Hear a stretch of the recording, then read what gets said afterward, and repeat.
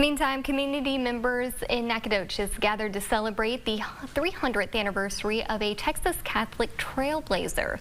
As our Olivia Harpence reports, the day-long celebration included a pilgrimage, holy reenactments, and a bilingual mass. Of hymns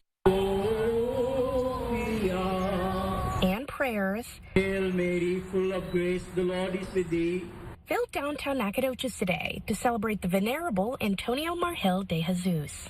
Father Margil is known as the Apostle of Texas because he founded missions through East Texas and it really was the first person to bring Christianity to this area. And helped establish Nacogdoches.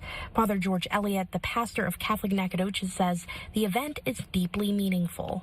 It celebrates a trailblazer in both Catholic and Nacogdoches history. 300th anniversary means that, it's been genuinely centuries, generations of Christians here in Nacogdoches. And really, as we speak of Nacogdoches as the oldest town in Texas, we've been living here and sharing that community for so many years.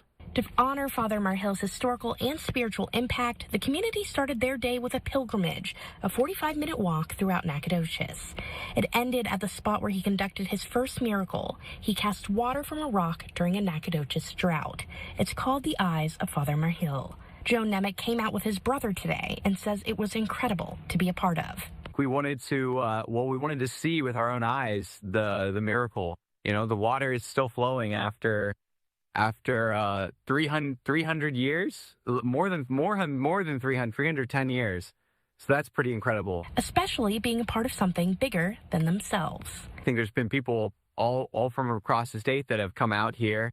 And so it's really amazing to be part of a community that, all want the same thing, and celebrating the cause and Father Margil. Olivia Harpence, East Texas News Weekend.